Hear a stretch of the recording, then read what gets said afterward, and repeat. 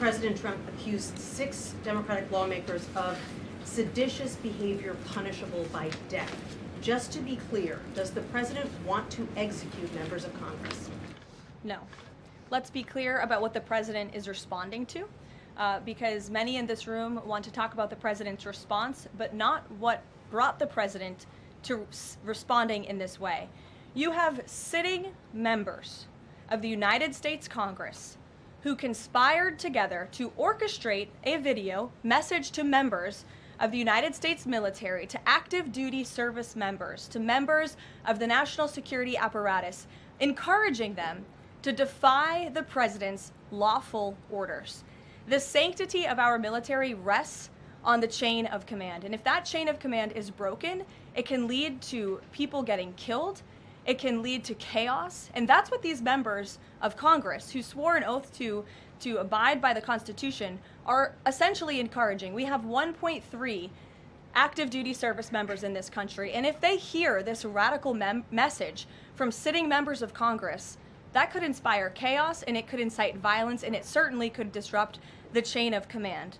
These 3 members of Congress, I will also add, knew exactly what they were doing. You look at Alyssa Slotkin. She's a former member of the CIA. Mark Kelly was a captain in the U.S. Navy. Maggie Goodlander was a naval officer, and notably, she is also the wife of Joe Biden's national security former advisor, Jake Sullivan.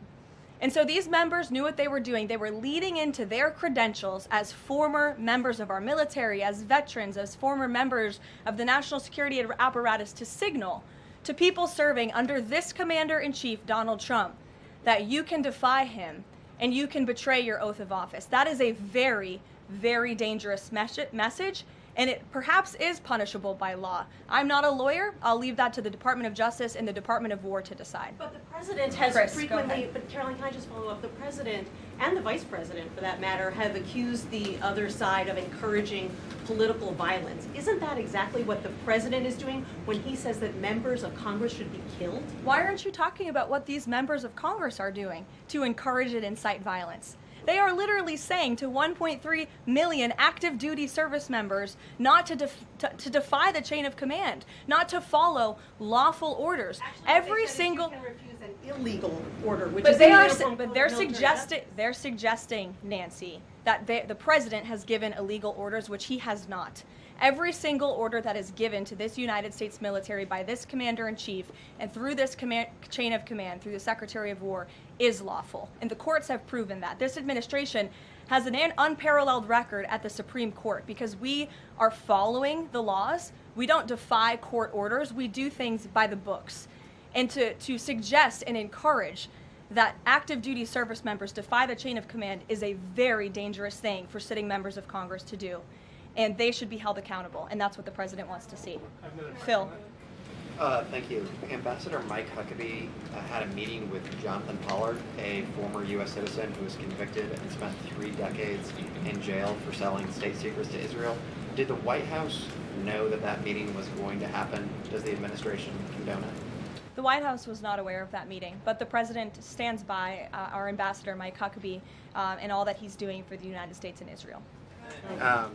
You said that the president was going to do what was right for U.S. citizens, regardless of whether they lived in blue or red states. I'm curious if there's any chance in tomorrow's meeting with Mayor-elect Mamdani that he will be able to convince the president to abandon that promise to cut off federal funding to New York City. Look, Phil, we'll see how the meeting goes tomorrow, and I'll let the president speak for himself. Natalie. Thank you, Caroline. What did the president mean when he called reporter piggy? Look, the president is very frank and honest with everyone in this room. You've all seen it yourself.